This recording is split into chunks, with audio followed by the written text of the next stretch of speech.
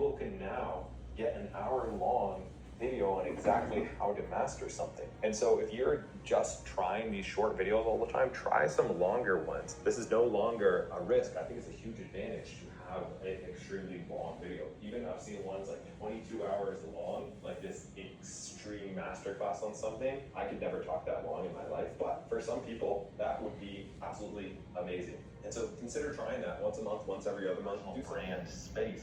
Instead, you can be a real person. You can still try to be entertaining, try to be educational, but you don't have to like jump all over the place like you used to.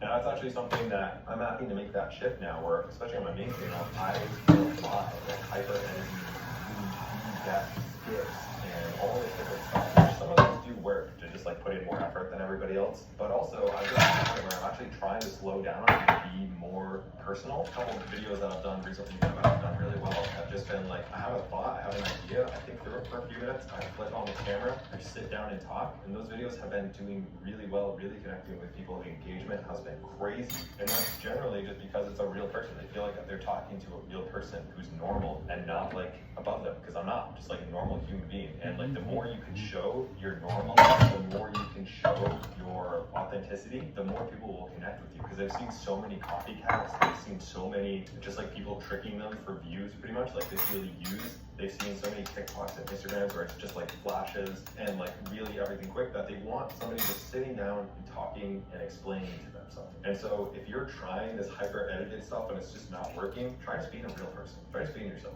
Try just going for a walk and talking to the camera. It doesn't work for everybody, it doesn't work for every niche, but try a different style. That's actually way more simple. If you can get that to stick, it's so much easier to do that. And there are channels now that are doing that. There's this one channel that I saw, the dude is literally reading off of like a PDFs for like half an hour at a time once a week. And then he has one, I think that's like 20 hours long or something like that. But like he literally just reads split screen. That's all he's doing, blowing up. There's other people that just go for walks. That's all they're doing, blowing up. No way, no graphics, nothing. And that is totally a style that works well. If people want to.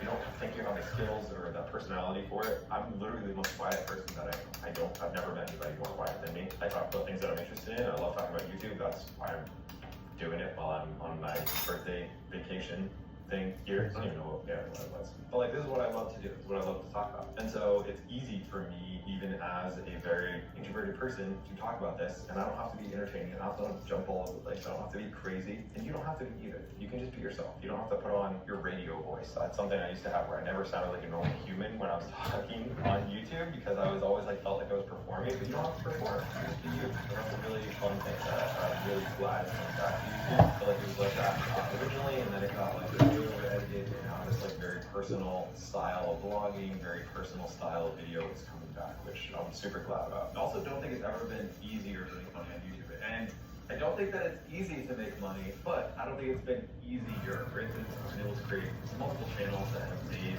full-time incomes within a couple months, which has been really cool. Even in the past 2 weeks now, I've been able to create a new stream of income strictly through affiliate links that generated $9,000 in the past month, using the exact same strategies that I use on YouTube, combined with Facebook. And it's like this whole funnel thing that I figured out. But right now, there's so many crazy, weird ways to make money through YouTube, with big audiences, with small audiences, and they're all different, but they all work if you just focus on one of them. And so this is something that I'm really passionate about, and a lot of people have been asking if I'm going to open up the 5-Hour YouTuber again, because I wasn't sure if I was, but I am going to open it up for the first time in 2026 in a couple weeks. So if you want to join the wait list, we're going to have limited spots on this. I'm going to show you directly how I run all my channels in 5 hours a week, exactly the systems that I use to have multiple 6-figure channels and streams of income and stuff that you can kind of copy and work for other people. So if you want to check that out, the wait list stuff works. It's not like, it's like math pretty much. So anyways, hope you enjoyed. Check out Storyblocks and whatnot. 13 grams of protein, 0 sugar. Taste for yourself. Take my spoon. 13 grams of protein, 0 grams of sugar, deliciously nostalgic flavors.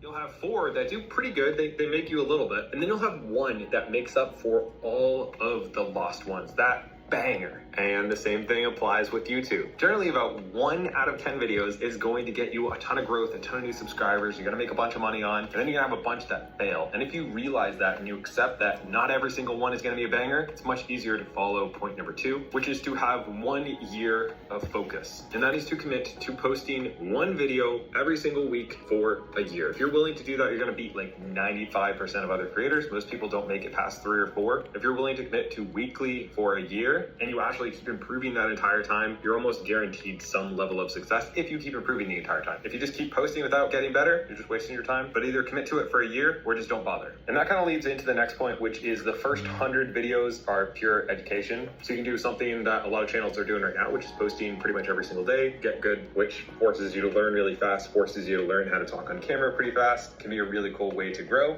or you can take a really long time to do it. But generally, the first 100, you're just learning this skill of making YouTube. So take some pressure off, you're just getting in reps. And while we are gonna get into some really nerdy analytical stuff in a little bit, I also wanna point out that 1 year of YouTube, I think is more valuable than 4 years of college. First of all, it doesn't cost you like $100,000, which is literally insane. Second of all, I literally know somebody who started YouTube, they posted on their own, they were at 2,000 subscribers, but they learned how to make high quality videos and how to edit, and they got offered $100,000 a year to edit for somebody, and they turned it down. And now I think they made